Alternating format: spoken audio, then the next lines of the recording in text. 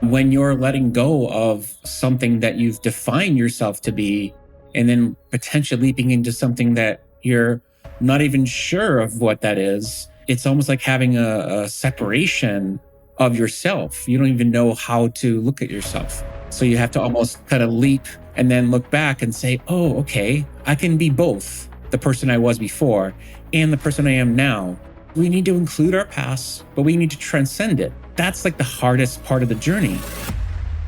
My fears are that we will continue, and we collectively continue to be more divisive, continue to be more separated, and that we won't find a way to communicate better. And it will continue to exacerbate into conflicts in different areas of the world. My hope is that we start to turn that around. One conversation at a time, people will start to see that life's too short to be playing small, too short to be holding back. And what do we really have to lose?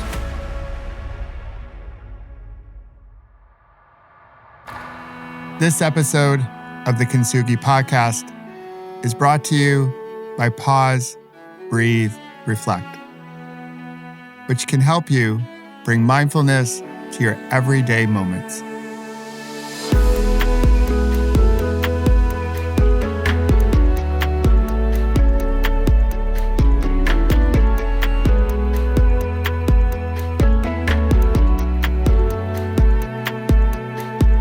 Hey there, my fellow like-hearted humans. It's Michael, and this is the Kintsugi Podcast. The campfire. Since that very first spark that created fire, we've been sitting around the campfire trying to make sense of the world, sharing stories about our experiences. In our Pause, Breathe, Reflect live meditations, I invite people to imagine they're not on a Zoom, but rather in a circle. And in our circle, there's always space for someone who's not there to be there. In a circle, all eyes can see all eyes. And there's no hierarchy. We're all at the same level as we gather around in our circle or around the campfire. Luckily, we invented the s'more, and that helped make our campfires a bit more delicious, if you will. Well, this week, I invite you to sit with us around the campfire as we listen to another wonderful story of connection from a partner, a husband, a dad, and someone who has found that he's always been creative. Yes, he's an author. We talk about his book, which, full disclosure, there's a bit in his book about me. He's a coach, he's a business leader, but most importantly, he's another one of the like-hearted humans who are putting a beautiful ripple into the world. So if you're ready, settle in to a comfortable position. Take a nice breath in, a slow releasing breath out, and get to know Tony Martignetti. Tony, good to see you. Good to see you, my friend. It's been a long time. It's been a minute, as they say. Yes. So, how are you? I'm doing well, recovering from a little bit of being sick, the time of year when a lot of things are going around, but I'm doing well now. There's a lot going on in the world, so. Yes.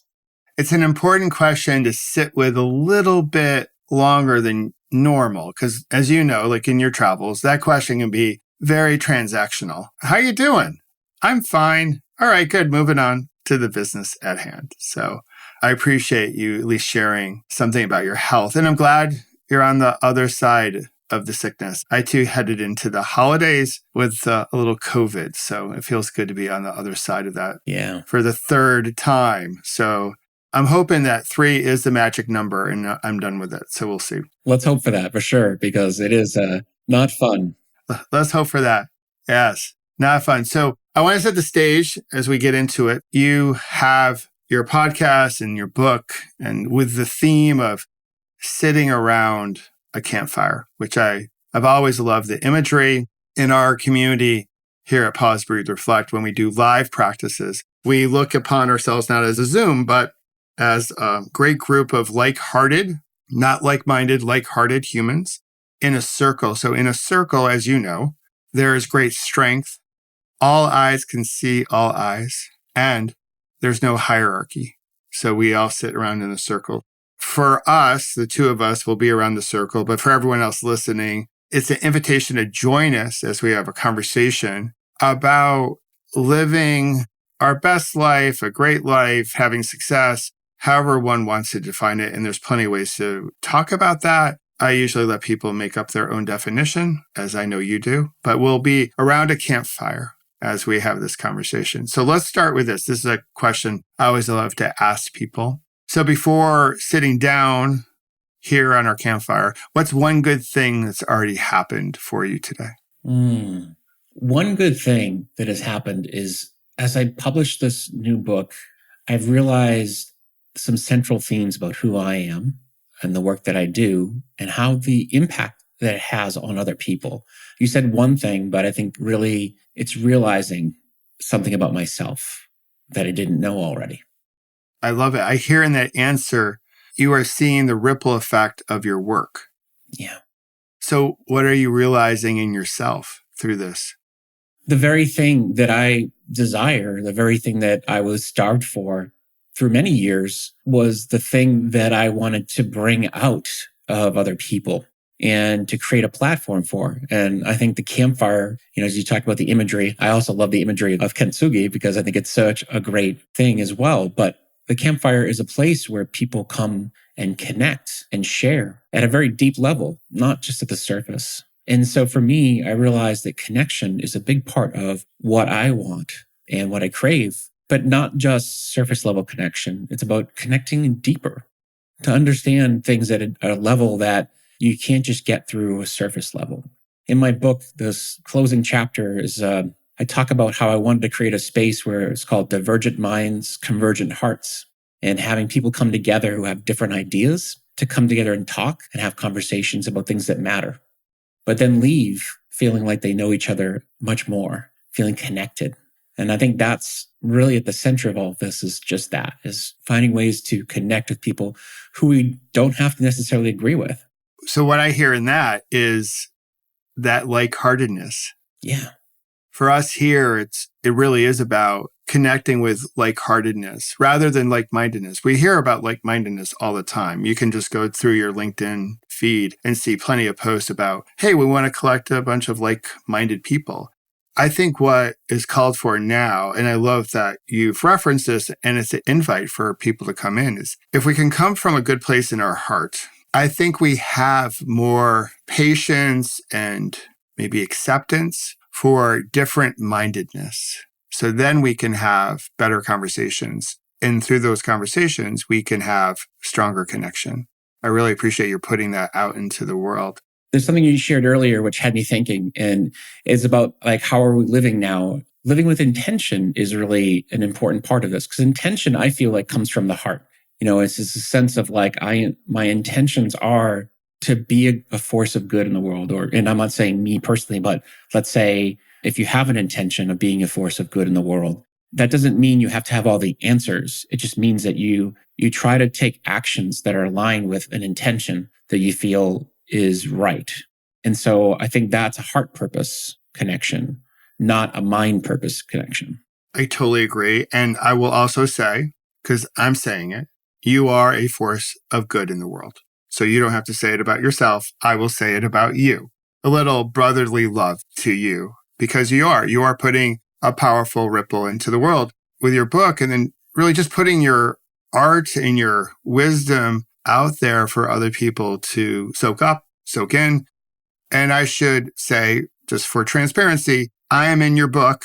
But this isn't a promotion for the chapter about me. So we're going to talk about other things. So one thing I want to get to before we get to the book is my wife and I love couple origin stories, because ultimately Kintsugi, the podcast, is about connection. You've already mentioned it, like just feeling connected to yourself, which we'll dive deeper in, and connected with other people's like true connection. And isn't it amazing how we often coach on the topic that we need most in our lives? That's a whole other category, or maybe a different episode. But we love going back to couple origin stories. So can you share how you and your wife met? Oh, absolutely. I've known my wife since high school, which is really crazy. Oh, wow. Yeah. Prom date? Junior, senior prom? No, actually connected through a friend. One of my friends, I went to an all-boys school, a Catholic school, and I got to know people from all over the place. And one of her friends actually started dating her friend first. And then I got to know her. And before you know it, we connected through a lot of these parties and things we got to go together. So we knew a lot of the same friends. And then eventually it became more serious. Wow. How about that? I like that. So you weren't necessarily high school sweethearts, but you knew each other. Yeah. We didn't go to the same high school, but I went to school with someone who knew her from her town. So yeah. Very cool. And when did you start like really dating? Was that through college or post-college? It was near the end of high school, but it was all through college. And we didn't get married until 2001.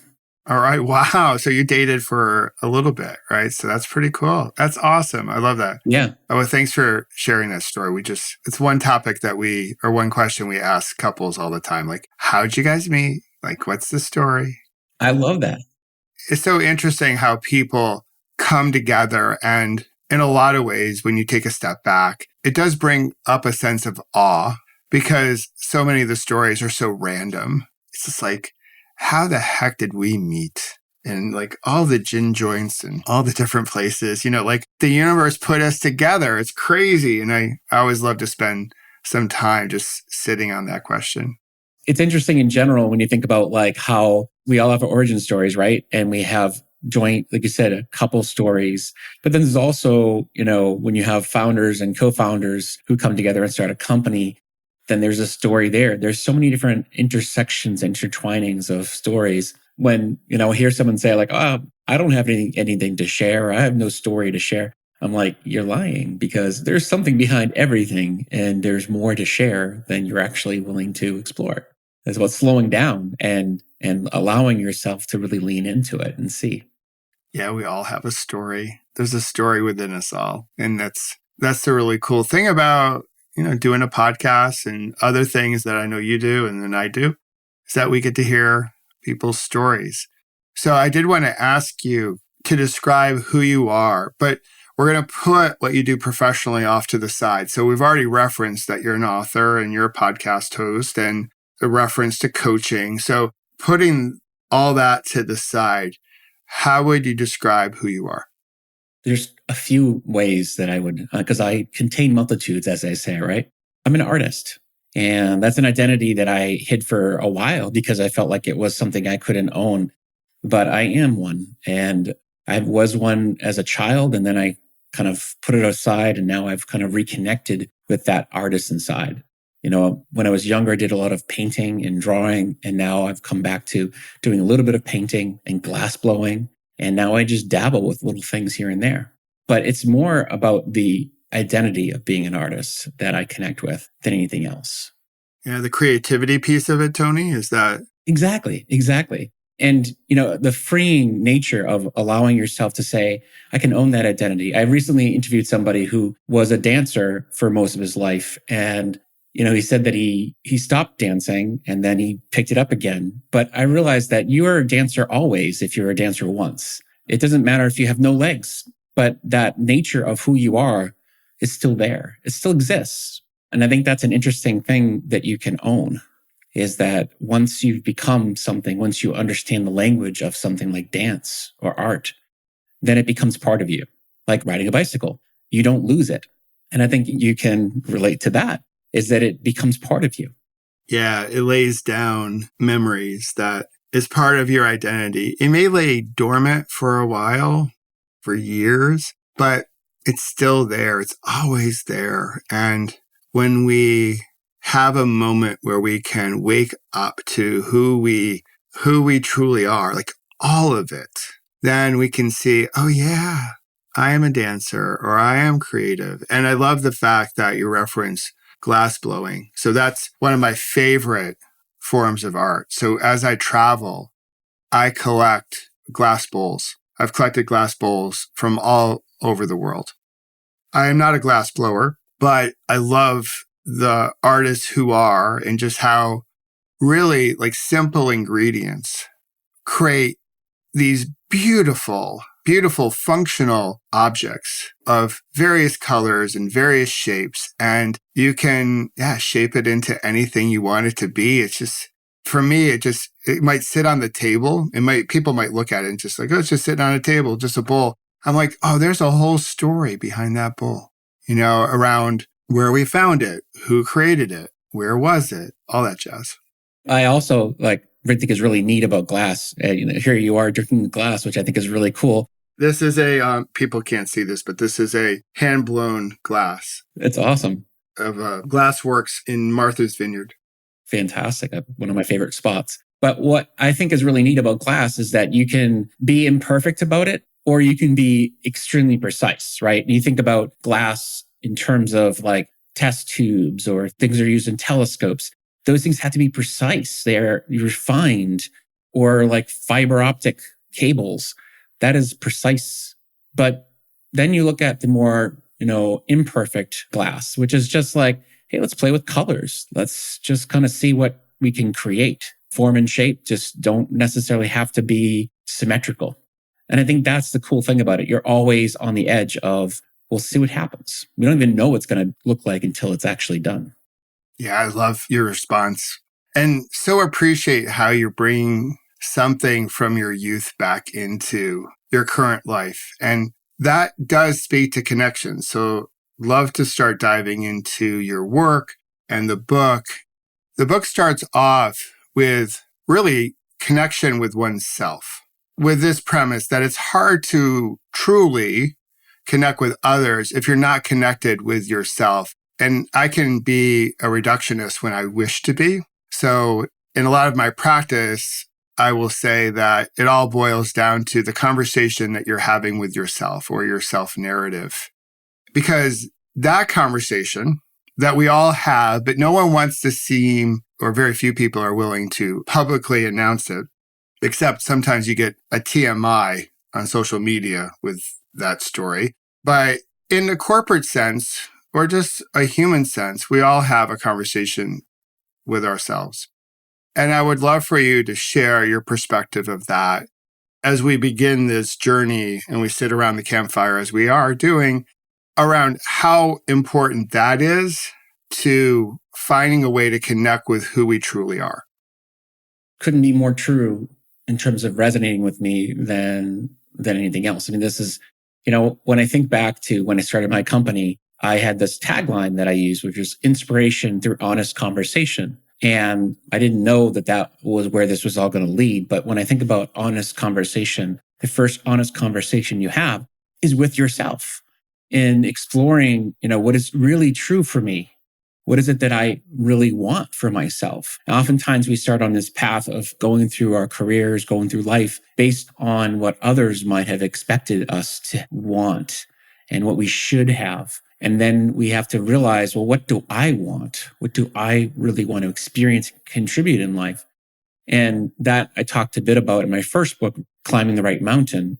But then, you come to this place where you start to say, well, what is it that I, really need to explore for myself? How do I get to that honesty in the conversation that allows me to see who I really am? Warts and all. I mean, we're not perfect beings, and that's okay. But we also know, what can I do to make changes to go in the direction of what I want to become? Coming up, Tony and I get vulnerable and share what our inner critic says to us when it shows up. All right, let's take a break. Take a full breath in and a slow releasing breath out. And relax the body as you soak up our conversation. Ah, I hope that felt good. Okay, now that we're a little bit more relaxed, can we be real? I think our morning routines, well, they've gotten a little out of control. You might not have time in the morning to meditate because you're busy doing other things like trying to get to work or getting the kids off to school. And this is where my app, Pause, Breathe, Reflect, comes in because I built it for busy people with a whole bunch of shorter practices. So if you don't have 10 minutes in the morning to meditate, cool beans. You're human after all. But I bet you have 5 times throughout the day when you have 2 minutes to practice and let go of stress and bring mindfulness to your everyday moments. So today, download Pause, Breathe, Reflect for free and begin to stress less, sleep better, and join a community of like-hearted humans rippling something worth rippling into the world. All right, let's go back to our conversation and celebrate the Kintsugi within us all. I love that.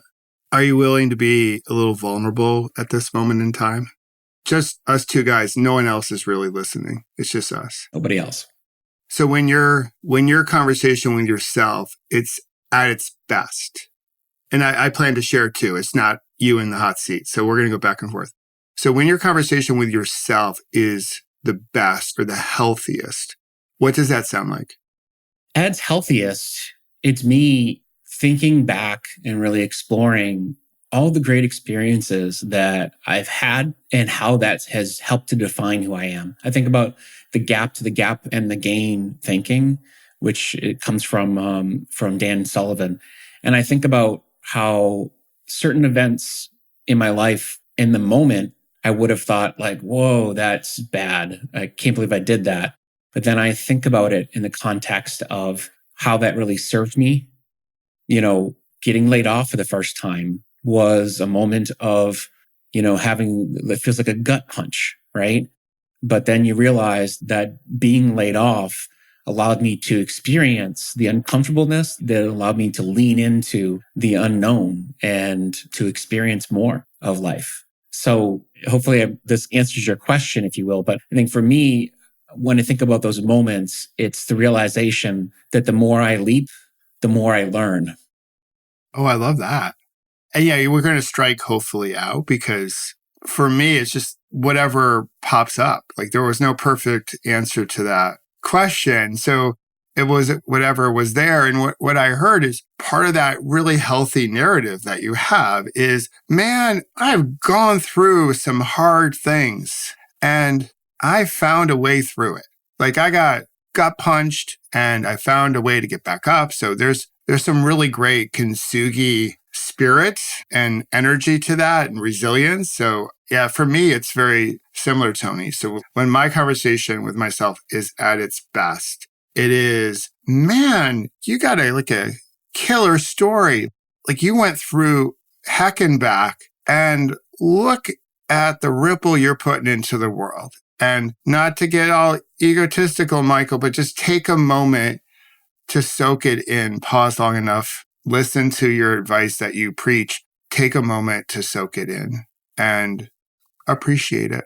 So that's when it's at its best. So we're going to do the other side of the coin. When your conversation with yourself isn't so great, what does that sound like? Yeah. That's it right there. It's yeah. That's the perfect answer right there. Yeah.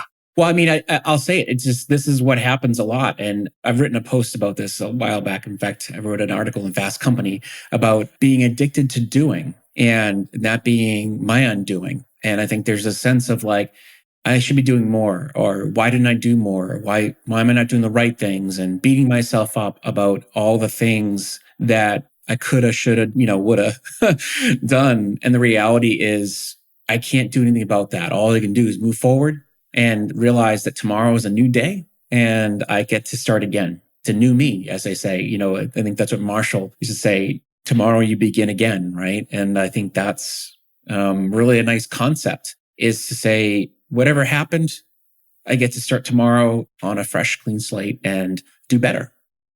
Yeah, within the field of mindfulness, John Kabat-Zinn, but he's not the only one.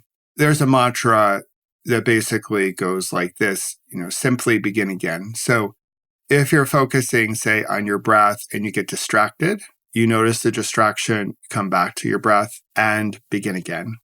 But what you shared too, Tony, I think afflicts many people, that we're scared not to be always working, always doing. I think there's a real fright out there that if I pause, if only for a moment, I will be left behind. Or worse, someone will label me as being lazy. Yeah. So I am going to keep working. And our addiction to work is one of our addictions. It's a way to numb the pain that we don't feel like we can actually just be for a bit and be thoughtful and create some space. So thanks for sharing that. You're so welcome. I promise I'll also share. So my voice, when it's not so pleasant, is your voice doesn't matter.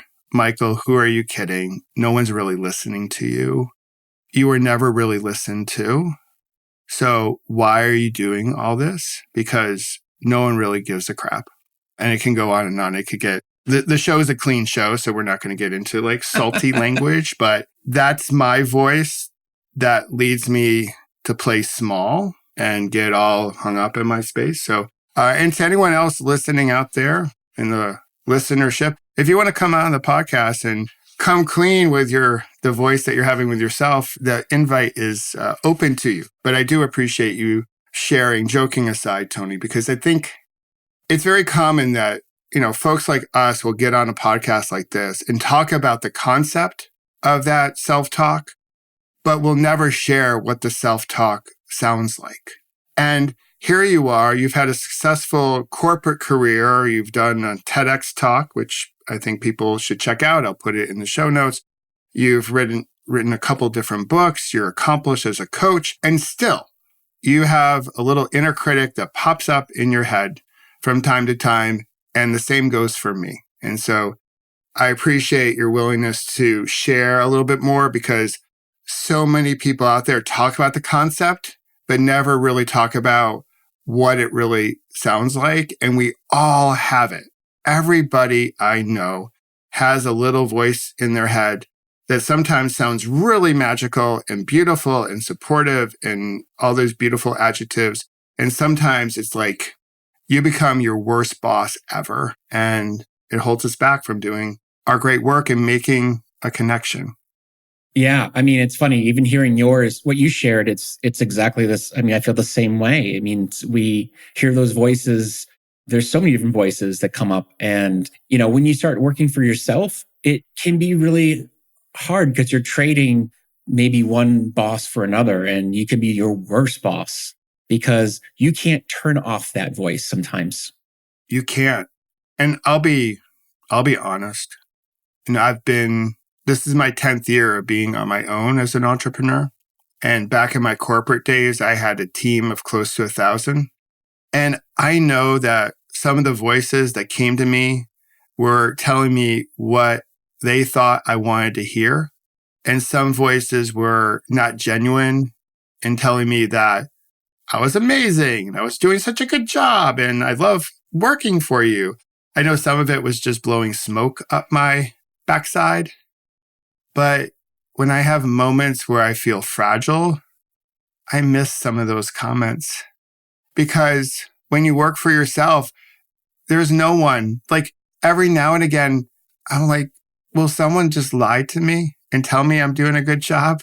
Like, I know it's a lie. I know it's not truthful, but I just need to hear something that's positive right now, because when you work for yourself, it can feel so lonely, and that loneliness can be deafening. And yeah, it can be a little rough.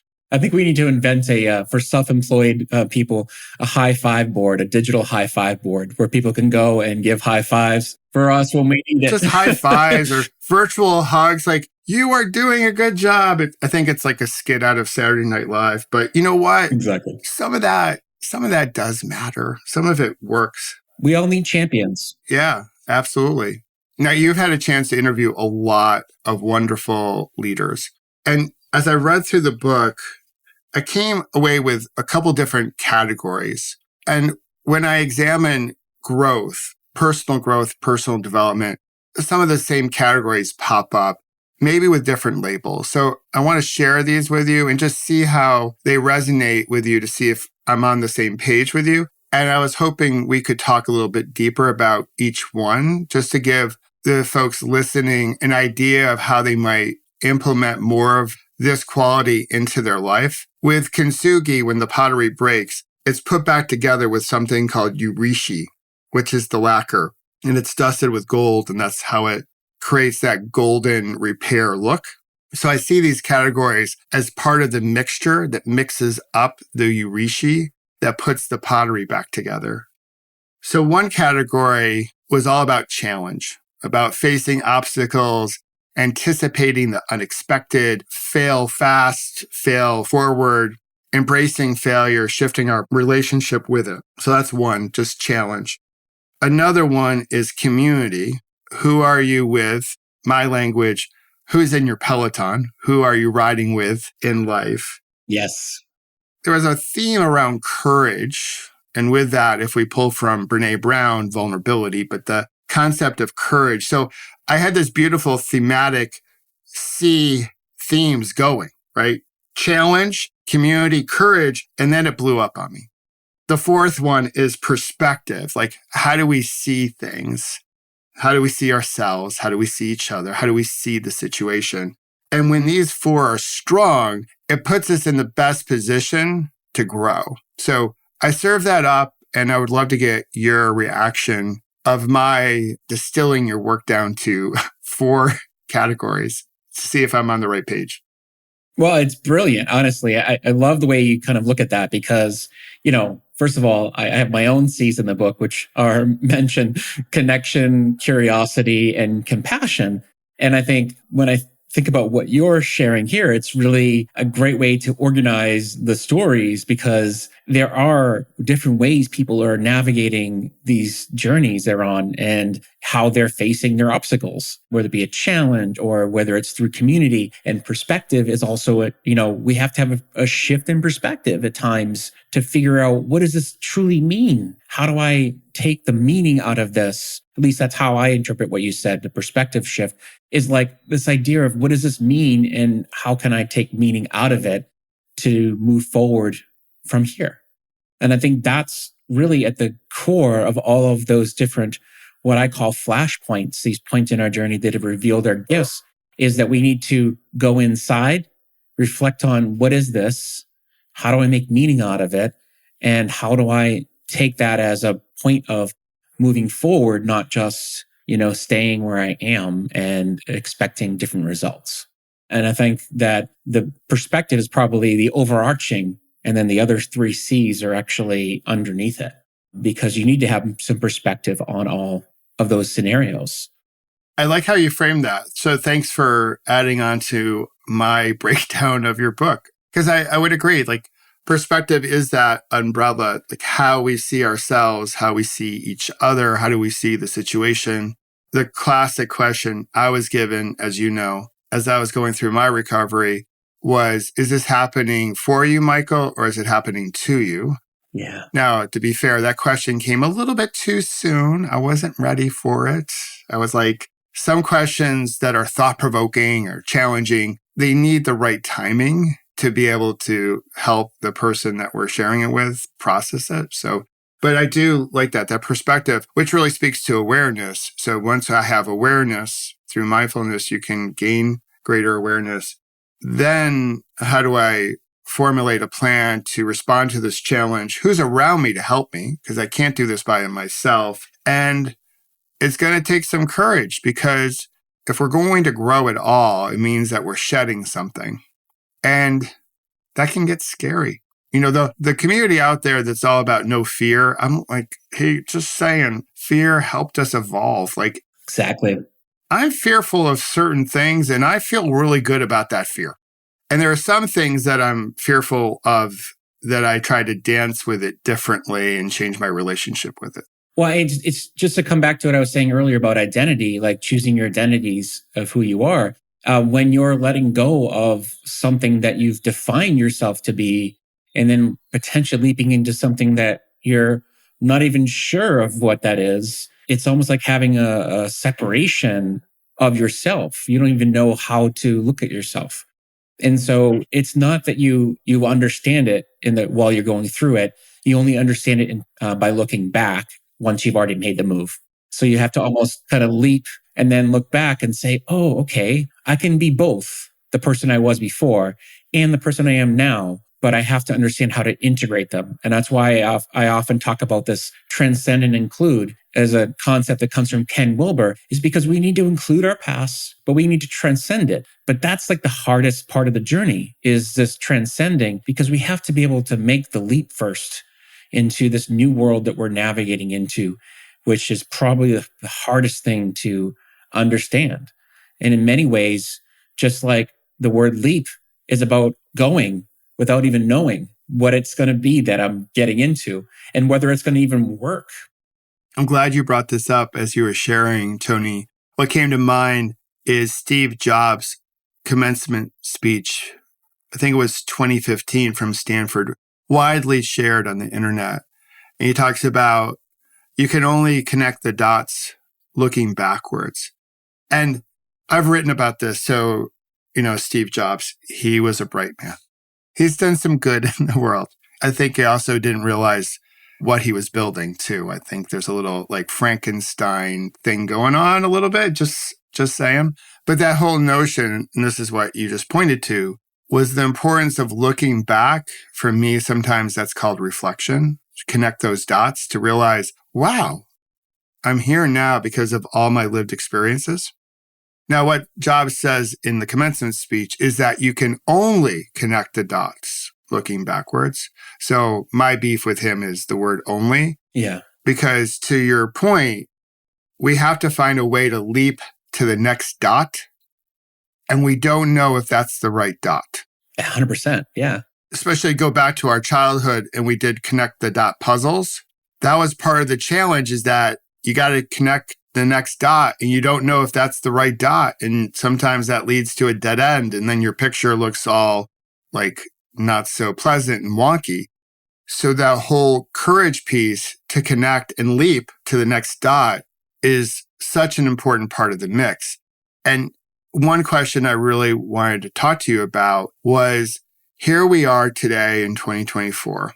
You have interviewed over 200 people on your podcast. You've written this great book. You've been part of Marshall Goldsmith, who is an executive coach that a lot of executive coaches look up to. So you've been in his incubator and his community. There are plenty of books about leadership and culture, and, you put stuff out there, I put stuff out there. So there's a lot of knowledge and wisdom out there. But here today, we still struggle. We still struggle with making work better. We still struggle with leadership and building great culture and personal growth and all that jazz. And as we sit around the campfire, it's sort of time to make a s'more now, because, I'm a sucker for a good s'more. From your perspective, and we don't necessarily have to have the answer, but what's going on? We don't have a lack of knowledge and wisdom and information, but it doesn't seem to be translating into taking us up, as cliche as this sounds, to the next level. And maybe I'm too close to it, and we could say, well, really, no, we are better. And I think one could safely say, I'll take this back, that we are better today than, say, where we were in 1910. Sure. Right? But it doesn't seem, with the wealth of information out there, we don't seem to have the same type of percentage increase in leveling up as we do knowledge, if that makes sense. And I would love for you to ponder this and share your thoughts based on the work that you do? Yeah. Well, two things come to mind for me around this. And again, this is just, an opinion, but it's just a thought that I had. Number one is I feel like sometimes we have misaligned incentives, misaligned motivations that even though we start off with the right intentions, the incentives start to move us in a different direction. And I mean, especially for leaders, when they feel as though, okay, well, I know the right thing to do, but the thing that is going to get the results that other people, other stakeholders want is something else, then there's misalignment around what to do and how to act in the moment. So it's hard to stay on the right path. So that's one part of it. And the other part is a word that we've been kind of touching on the whole time is connection. Connection seems like a really hard thing for people to grasp, that we need to be connected with other people in order to understand what they want, what drives them, what's important to them. But the more we get to know each other, the more likely we can move forward better together. If we stay in our own little bubbles, we stay just connected to what we want, then what happens is we're going to make decisions based on just our own myopic view of the world. The more connected we get, the more we have conversations with people, especially people who are different than us, then the more likely we can get to a solution that allows us to open up the aperture and see what's possible. So I think there's a sense of both of them working in concert that creates it's hard for us to get where we need to go. And I think it's making it harder the more that technology and things that have come together, it's hard because it's separating us, even though it's connecting us. Yeah, it's social media as a connector, but ultimately a disconnector. We go to the edges because the algorithm shows us the edges and how different we are from each other versus how similar we are. Because if we talk about how similar we are, then everyone's like, yeah, okay, that's good. I get that. But when we show the differences that we have, it's like, yes, it feeds a different system in our body. And I do agree, like that misalignment in incentives from shareholders through the junior employee, it's not matching. So then a lot of the stuff in between can sound like corporate speak, especially around, our values and what we're all about. And, well, they're producing, even though they're bad for our culture, but they're producing, we're going to just look the other way. And then a lot of people will look at that and say, well, what gives? Like, does it pay to be the nice guy or the nice gal because you see this behavior? And as long as you're producing, you can get away with whatever. And to the point around connection and technology, the faster we go, the harder it is to connect. Exactly. The harder it is to see and hear and appreciate each other because we're going so quickly. Our vision changes, our hearing changes, and we're at this low hum of fight and flight all the time. I think that's sort of where, not to paint with too broad of a brush, where society is this low level, constant stress. And we either deny it, push against it, or try to numb it away, as opposed to really dealing with it. If we don't deal with it, it's hard to connect with ourselves, going back to our first topic, and therefore almost impossible to truly connect with each other. Because if I connect with you and you have a different perspective, then I have to be comfortable in my own skin and be curious with you because I might not be right and my ego doesn't like that.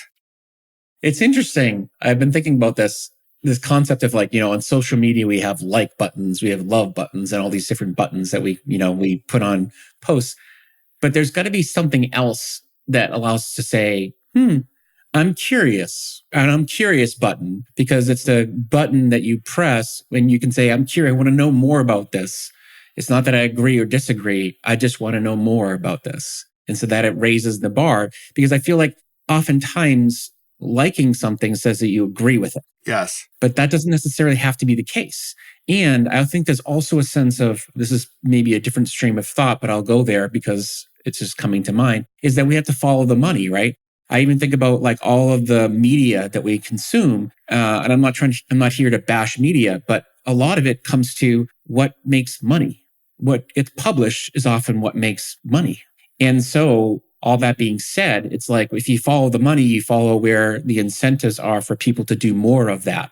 And I think that's the issue that we have to be dealing with here is how do we ensure that we have a good level thinking in not just what we consume from a media perspective, but who we listen to. How do we interact and connect with other people? And as leaders of companies, it's so important to make sure that you don't have a closed box. It has to be an open box. Absolutely. Of people who have different ideas and thinkings, who are not going to hit the like button. Instead, they'll be hitting the curiosity button and say, I'm curious.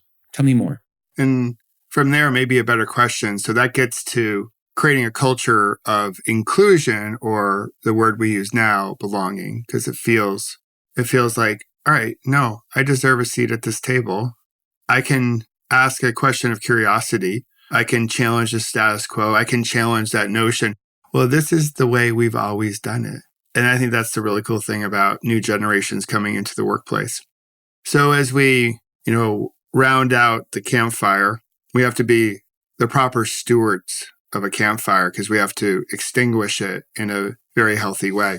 So I have a few other questions. One, I want to go back to some of these categories that we talked about. It can either be your C's or my C's, but how can folks take what you've discovered through your interviews and through your book and sort of begin again in the new year, if you will?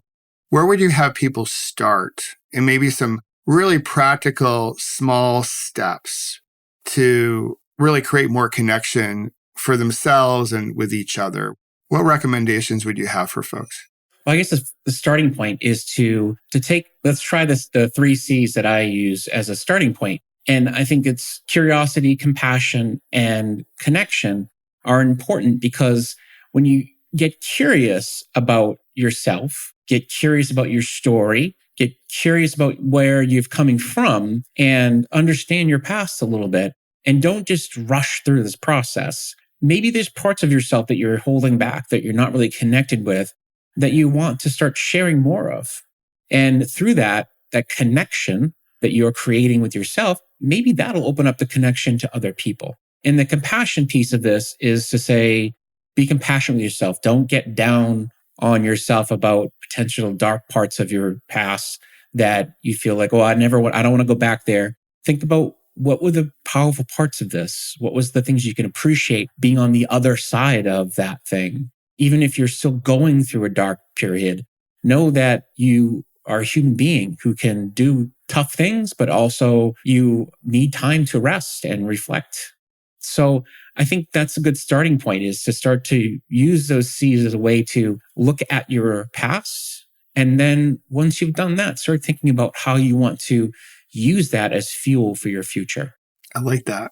Thanks for sharing, Tony. You're welcome. So when you look at 2024, since we're sitting here during the early days of the new year, what fears and hopes do you have for the year ahead? I'll start with the fears because I want to end on a positive note. My fears are that we will continue, and we collectively continue to be more divisive, continue to be more separated, and that we won't find a way to communicate better in the year ahead and beyond. And it will continue to exacerbate into conflicts in different areas of the world. My hope is that we start to turn that around, one conversation at a time.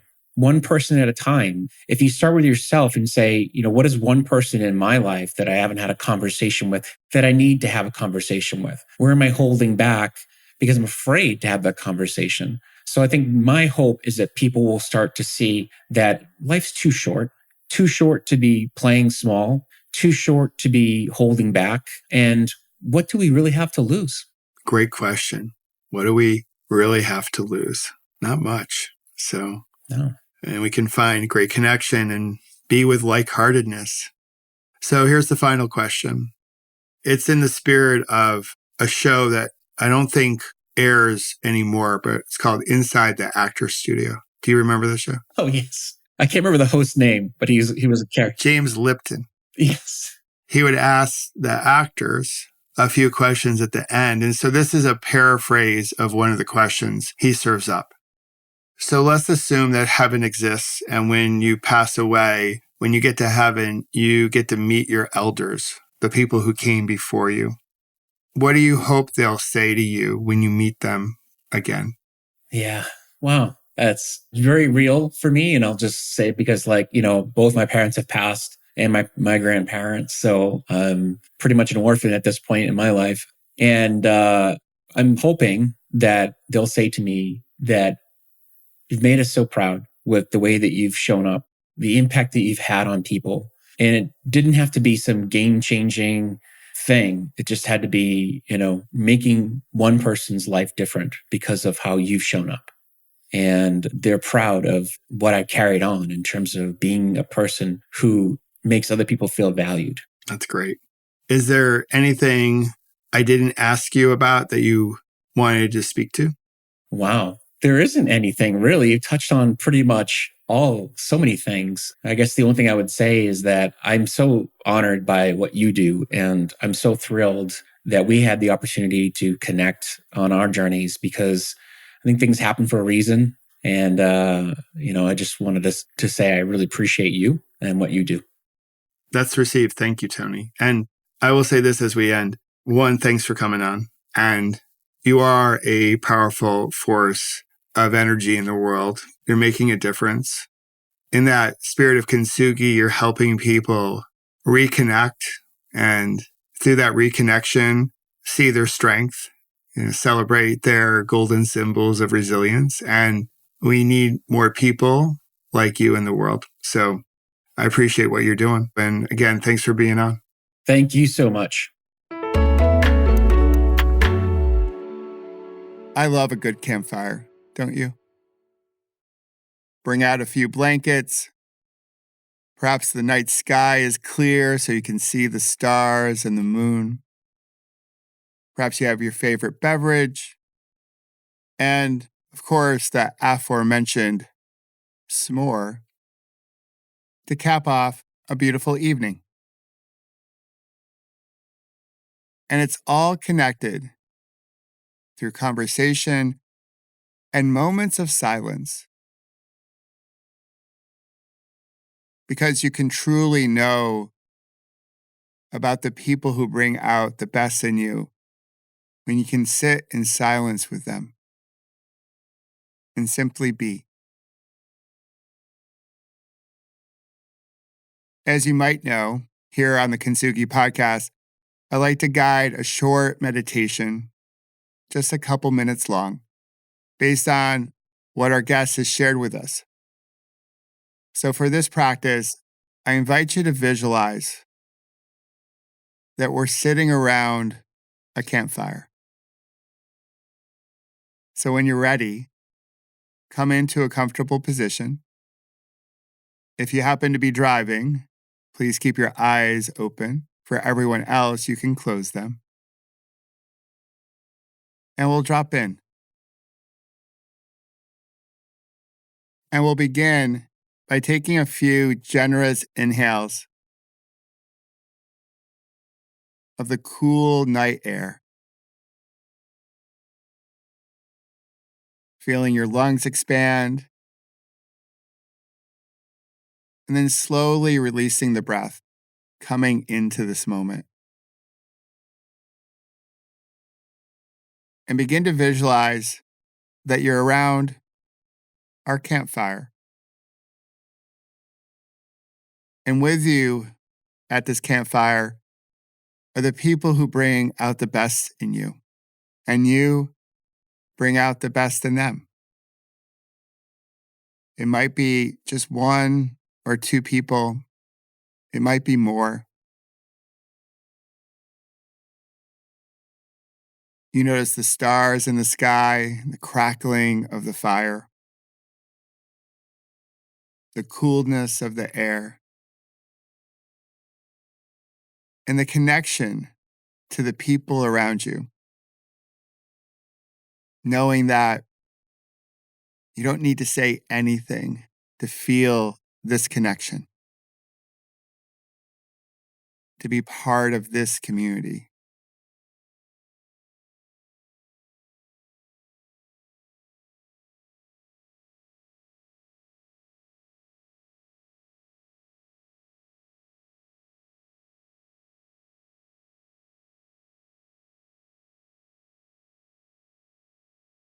All right. Nice job. When you feel ready, you can begin to ease your attention. Maybe wiggle those beautiful fingers and toes and give your body a little stretch. And if you like, you may wish to reach out to the people you visualized during the meditation to let them know you've been thinking about them today. And now it's time, as we end this episode of the Kintsugi Podcast, to put out our fire in a safe manner and thank Tony once again for the ripple he's putting into the world. Tony, we appreciate you. Keep rippling what you're rippling into the world because the world needs your energy. Also, I'd like to give a shout out to the like-hearted humans at SaaSpod that make the Kintsugi Podcast sound so great and help it ripple into all corners of this big blue marble that we all share. And now, I want to thank you for listening and supporting the Kintsugi Podcast. And if you want to go above and beyond in your support, I could certainly use a kind rating, a review, subscribing, or sharing, because it does something to the algorithm that I don't completely understand. But when you engage in this way, it helps others find our like-hearted community. If you've already done so, thank you for the extra support. And if you haven't done so yet, today might be a really good day to do so. And if you'd like to receive some additional resources that can help you connect with yourself and others, like my Better Life workbook and the inspirational text messages I send throughout the week, and of course, our Pause, Breathe, Reflect meditation app, I'll put those links in our show notes. And remember, between now and next week's story of connection, when you have a challenging moment, slow down, come back to your breath, and know that you've got this and we've got you. And together, we will ripple something worth rippling into the world. I love you for listening, and I hope to see you next week. Until then, toodaloo.